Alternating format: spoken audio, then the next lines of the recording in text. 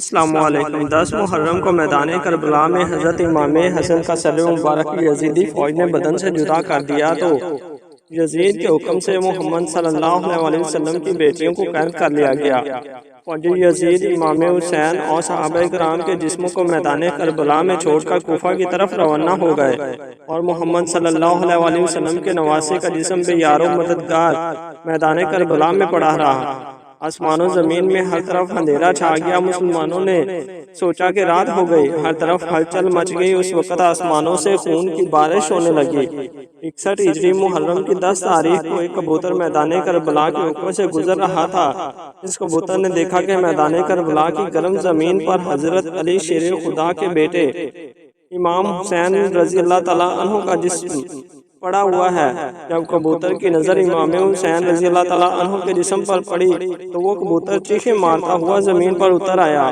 وہ کبوتر دوسرے پرندوں سے کہنے لگا کہ ہائے قیامت آ گئی، امام حسین رضی اللہ تعالیٰ عنہ کو شہید کر دیا گیا ہے۔ آل محمد صلی اللہ علیہ وسلم کا خون میدان کربلا کی زمین پر بکھرا پڑا ہے۔ جب اس کبوتر نے اپنے ساتھیوں کو بتایا تو اس طرح بہت سے کبوتر میدان کربلا میں آ کر ادھر ادھر اڑنے لگے۔ وہ کبوتر غم حسین میں رونے لگے۔ اس سفید کبوتر نے اپنے جسم کو امام حسین کے خون سے تر کر لیا۔ وہ خون سے تر جسم کو لے کر مدینہ کی طرف اڑ گیا۔ کبوتر حضرت محمد صلی اللہ علیہ وسلم کے روضے مبارک کے ارد گرد چکر کاٹنے لگا۔ اس کبوتر کے جسم سے خون کے قطرے گر رہے تھے۔ مدینے کے لوگوں نے جب کبوتر کے جسم کو خون سے تر دیکھا تو وہ بہت ہی حیران ہو کر ایک دوسرے سے باتیں کرنے لگے۔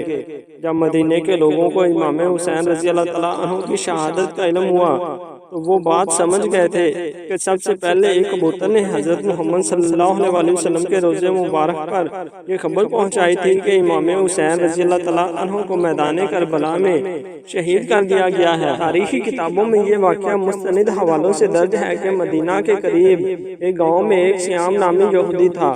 اس کی ایک حسین و جمیل لڑکی تھی۔ اچانک اس لڑکی کی طبیعت خراب ہو گئی۔ اس لڑکی کی آنکھیں اندھی ہوئیں، ہاتھوں نے کام کرنا چھوڑ دیا۔ جو کوئی بھی اس لڑکی کو دیکھتا تو وہ اس کے پاس جانے سے ڈر جاتا تھا۔ جب اس بات کا علم یہودی کو ہوا کہ سب لوگ اس کی لڑکی سے نفرت کرتے ہیں تو وہ یہودی تنگ آ کر اس گاؤں سے نکل گیا۔ گاؤں سے دور جا کر یہودی نے ایک باغ میں رہائش پذیر ہو گیا۔ وہ یہودی سارا دن روزی کمانے کے لیے کام کرتا اور رات کو اس باغ میں اپنی بیٹی کے پاس چلا جاتا تھا۔ ایک دن یہودی اپنے کام میں بہت مصروف تھا کہ وہ رات کو اپنی بیٹی کے پاس نہ جا سکا۔ جب لڑکی کا باپ کافی لیٹ ہو گیا تو لڑکی اپنے باپ کو تلاش کرتی ہوئی ایک درخت کے نیچے پہنچی۔ اس لڑکی نے ساری رات اس درخت کے نیچے ہی گزار دی۔ اس لڑکی نے سنا کہ ساتھ والے درخت سے ایک پرندے کے رونے کی آواز آ رہی ہے۔ اس پرندے کی آواز میں بہت ہی درد تھا۔ اس لڑکی سے رہا نہ گیا۔ وہ لڑکی بھی اس درخت کے نیچے جا پہنچی۔ لڑکی درخت کے نیچے جا کر بیٹھ گئی۔ لڑکی نے اپنا چہرہ اوپر پرندے کی طرف کیا تو اس کبوتر کے پروں سے ایک قطرہ خون کا اس لڑکی کے دائیں آنکھ میں پڑ گیا۔ اس خون کا قطرہ اس لڑکی کی آنکھ پر پڑنا ہی تھا کہ اس لڑکی کی آنکھ امام حسین رضی اللہ تعالیٰ عنہ کے خون کی برکت سے اس کی بینائی واپس لوٹ آئی۔ لڑکی کو اپنی دائیں آنکھ سے نظر آنے لگ گیا۔ پھر ایک خون کا قطرہ اس لڑکی کی بائیں آنکھ میں گرا تو وہ آنکھ بھی ٹھیک ہو گئی۔ خون کی برکت سے اس کی دوسری آنکھ بھی ٹھیک ہو گئی۔ جب لڑکی کی دونوں آنکھیں ٹھیک ہو گئیں تو لڑکی نے اوپر درخت کی طرف دیکھا کہ ایک سفید کبوتر درخت کی شاخوں پر بیٹھا ہوا ہے۔ لڑکی اس کبوتر کی طرف دیکھ ہی رہی تھی کہ کچھ خون کے قطرے اس لڑکی کے جسم پر اور گر گئے۔ امام حسین رضی اللہ تعالیٰ عنہ کے خون کی برکت سے اس لڑکی کی تمام جسمانی بیماریاں جڑ سے ختم ہو گئیں۔ اس لڑکی کو دیکھ کر ایسا لگتا تھا کہ جیسے اس کو کبھی کوئی بیماری ہی نہیں تھی۔ اس کے بعد وہ لڑکی خوشی خوشی اٹھی اور اپنے باغ کی تلاش میں نکل گئی۔ وہ لڑکی باغ سے باہر نکلی ہی تھی کہ یہودی بھی اس باغ کے قریب آ گیا۔ یہودی سے اپنی بیٹی نہ پہچانی گئی۔ اس لڑکی کو یہودی نے اجنبی سمجھا۔ یہودی نے اس لڑکی سے پوچھا کہ لڑکی تو اس باغ میں تنہا کیا کر رہی ہے؟ کچھ نشانیاں بتا کر کہنے لگا کہ آپ نے میری بیٹی کو دیکھا ہے؟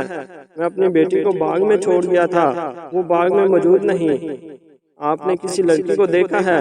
باپ کی باتیں سن کر لڑکی رونے لگی اور کہا، ابا جان آپ نے مجھے نہیں پہچانا، میں ہی آپ کی بیٹی ہوں، میں وہی ہوں جس کو آپ بیماری کی حالت میں چھوڑ کر کام کاج کرنے کے لیے باغ سے باہر جاتے تھے۔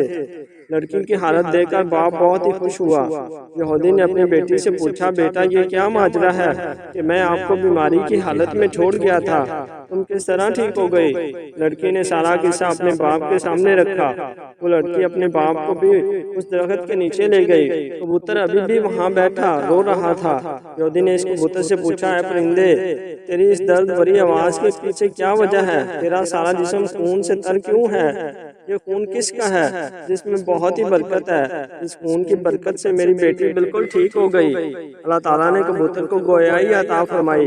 کبوتر نے یہودی کو جواب دیا کہ میرا جسم اس مبارک خون سے تر ہے، یہ امام حسین رضی اللہ تعالیٰ عنہ کا خون مبارک ہے۔ یہودی نے کہا کہ حضرت محمد صلی اللہ علیہ وسلم اور اس کے نواسے حق پر ہیں، اگر وہ حق پر نہ ہوتے تو اس کے خون میں اتنی برکت نہ ہوتی، میری اس بیمار بیٹی کو شفا نہ ملتی۔ اس کے بعد دونوں باپ بیٹی نے کلمہ پڑھا اور مسلمان ہو گئے۔ اس کے بعد اس نے یہودیوں کو بھی اسلام قبول کرنے کی دعوت دینی شروع کر دی۔ جب بھی کوئی اس کو اسلام قبول کرنے کی وجہ دریافت کرتا تو یہودی ان کو یہ سارا قصہ سنا دیتا۔